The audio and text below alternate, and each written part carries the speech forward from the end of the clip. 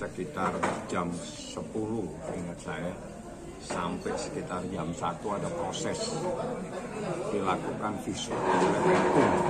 Jadi bukan tambahan tapi adalah bagian tersendiri yang merupakan satu rangkaian dari visum yang sebelumnya.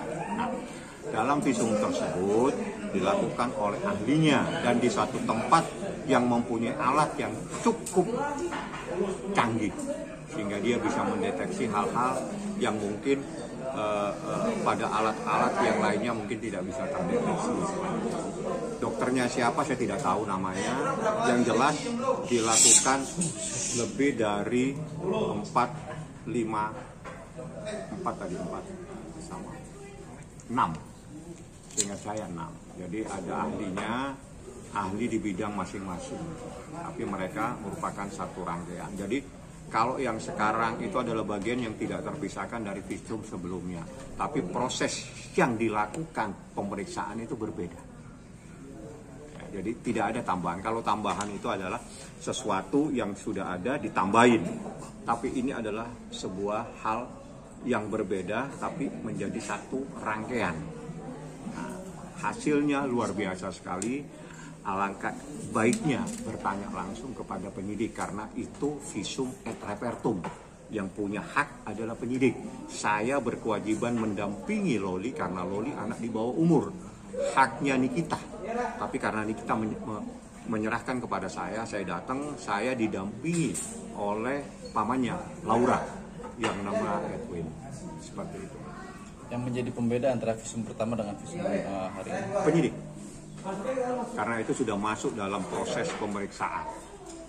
Jadi kalau dalam proses pemeriksaan saya tidak boleh menyampaikan kepada publik kecuali dalam proses persidangan, nanti itu kan akan terungkap sendiri. Dan apa benar visum ini juga atas rekomendasi dari pihak rumah sakit atau ahli dari Profesor RSCM itu seperti apa Pak? Wah, itu visum itu haknya penyidik, jadi yang meminta itu kan penyidik juga.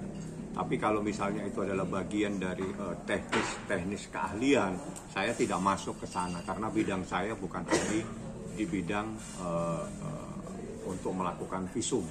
Tapi itu adalah bagian proses hukum, di mana salah satu alat buktinya itu adalah bukti tertulis berbentuk visum et repertum. Seperti itu. Apakah tadi juga ada penolakan Bang dari Laura sendiri? Enggak ada penolakan, santai aja. Bang, ini bisa dikatakan sindikat juga nggak sih Bang? Artinya ini kekerasan pada anak yang dilakukan bukan hanya korbannya Laura aja, tapi mungkin banyak yang korbannya juga, sindikat juga nggak sih Bang? Bisa dikatakan seperti itu? Saya tidak akan jawab kalau Anda tidak sebut siapa lagi korbannya. Tapi kalau Anda tidak menyebutkan siapa lagi korbannya, pertanyaan itu akan menimbulkan fitnah. Yang jelas korbannya saat ini adalah Laura. Tapi kalau Anda mempunyai korban lain, sampaikan kepada saya, ayo kita sama-sama lapor polisi. Ya, jadi seperti itu. Tapi karena Anda tidak bisa membuktikan pertanyaan Anda, kita fokus kepada perkara yang saat ini dilaporkan kita, di mana korbannya adalah Laura itu sendiri. Bang, terkait visum sendiri itu masih seputar dugaan aborsi yang dilakukan atau ada hal lain juga seperti mungkin kekerasan gitu Bang? Ya, itu bagian proses hasil. Kalau hasil visum saya tidak bisa sampaikan. Yang jelas kalau Anda tanya ada terjadi visum, ya hasilnya penyidik yang punya. Jadi ada batasan-batasan. Tapi kalau Anda ingin tahu apa sih ada kejadian apa? Ada kejadian dilakukan visum et repertum terhadap korban. Hasilnya visum, saya tidak punya hak menyampaikan walaupun saya tahu. Paham ya? Anda tanya kepada penyidik dalam hal ini melalui humas. Kalau humas menyampaikan kepada Anda, kepada masyarakat, itu haknya. Karena itu adalah memang milik penyidik. Karena bahasanya visum et repertum pro justisia. Tapi dari Laura sendiri sempat cerita mungkin mendapat kekerasan dari Fadel nggak sih? Kalau visum itu akan berbicara segala macam, termasuk kekerasan segala macam. Makanya tanyakan langsung aja lah. Hasilnya seperti apa, itu alangkah baiknya ditanyakan kepada penyidik langsung. Laura hari ini tadi cek visum didampingi oleh siapa aja Bang? Yang jelas saya dan Edwin pamannya, dan dari penyidik ada dari kedokteran, dari PPA ada banyak yang bersama-sama untuk melakukan proses. Dokternya ahli di bidang masing-masing. Saya tidak bisa sampaikan karena saya tidak tahu ahlinya. Yang jelas ada banyak dokter saya lihat tadi. Apa Niki nggak ikut hadir karena nggak kuat untuk melihat hasilnya tadi Bang? Saya pikir nanti saya tanyakan Niki. Dia tidak hadir karena apa? Tapi kan Niki mempercayakan semuanya kepada saya dan kepada Edwin, kakaknya kan. Edwin yang dipercayakan dan saya selaku kuasa hukumnya yang mendampingi saat itu. Yang jelas satu hal yang saya sampaikan, hasilnya luar biasa. Udah itu saja. Luar biasa seperti apa Anda gali dengan Anda bertanya kepada penyidik melalui Humas. Humas punya hak untuk menyampaikan seperti apa hasilnya. Bang, Ya. mungkin dari semua alat bukti akankah ada alat bukti lainnya lagi Bang untuk secara langsung dapat menjerat, kan kemarin Niki bilang akan menjerat keluarganya juga Bang. Itu nanti dalam proses salah satu proses hasil ini nanti akan ditemukan peristiwa ini seperti apa, bagaimana dan siapa saja. Nah, disitulah nanti akan muncul hal-hal yang terkait. Jadi di dalam KUHP pidana itu ada pasal yang namanya pasal turut serta melakukan tindak pidana, membantu melakukan tindak pidana, dan bersama-sama melakukan tindak pidana. Jadi ada 3 item yang diatur di dalam KUHP pidana tentang orang lain yang terkait dengan sebuah peristiwa pidana. Jadi di dalam perkara pidana ada perkara membantu melakukan. Jadi orang lain sifatnya membantu. Ada juga perkara pidana yang turut serta membantukan, turut serta melakukan. Jadi kalau turut serta melakukan berarti ada orang yang melakukan, ada orang lain yang melakukan bersama-sama dia.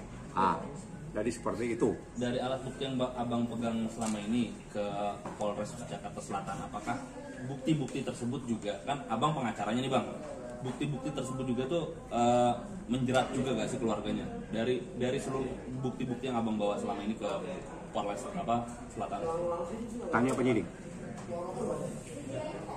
Saya yang tahu, tapi itu menjadi haknya penyidik. Jadi apalagi ini terkait dengan tindak pidana yang diatur dalam Undang-Undang Perlindungan Anak. Nama saja sebetulnya tidak boleh kita sampaikan, ya. Tapi karena Anda bertanya tentang proses, tentang siapa-siapa yang terkait dengan peristiwa ini, alangkah baiknya tanya kepada Humas. Adakah indikasi adanya turut serta melakukan dari pihak lain? Adakah indikasi ada orang lain yang bersama-sama melakukan? Adakah pihak lain yang membantu melakukan? Jadi ada 3 item Anda tanyakan.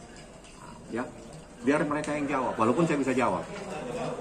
Bang, Fadel ini kan terakhir bilangnya lagi sakit ya pas pemanggilan. Itu sebenarnya untuk prosedural kalau memang dia sakit tuh seperti apa, harus ngirim surat sakit atau gimana, atau dan juga nantinya ketika dia tetap nggak mau datang ke Polres untuk pemeriksaan, apakah bisa dijemput paksa Bang? Kalau itu yang jawab harusnya dari pihak penyidik, ya. Secara Prosedural yang tahu penyidik. Artinya walaupun saya tahu, tapi kan ini haknya daripada orang yang memanggil. Nah, panggilan ini dilakukan oleh penyidik di Polres Metro Jakarta Selatan. Dia punya aturannya tidak akan lari. Semuanya beraturan dari KUHP. Bagaimana proses memanggil seseorang. Jadi saya tidak berbicara dalam kasus ini. Saya hanya berbicara apabila ada seseorang yang dipanggil terkait dengan sebuah, untuk dimintai keterangan dia tidak hadir, dia bisa dikenain dugaan tindak pidana tersendiri. Bisa menghalang-halangi proses dan sebagainya. Nah, ada aturan lagi menurut KUHP, apabila seseorang dipanggil tidak datang, itu dipanggil lagi 1 kali. Apabila tidak, itu bisa dipanggil, diambil secara paksa. Itu dalam proses penyidikan. Proses penyelidikan beda lagi. Jadi semua biar dijelaskan oleh penyidik. Kalau saya jelaskan semua sangat tidak baik, karena itu menjadi haknya penyidik, terutama Ibu Humas yang menyampaikan. Karena itu proses seseorang dipanggil, seseorang tidak datang, bagaimana proses selanjutnya, itu sebetulnya yang bisa menjelaskan adalah Humas dari Polres Metro Jakarta Selatan.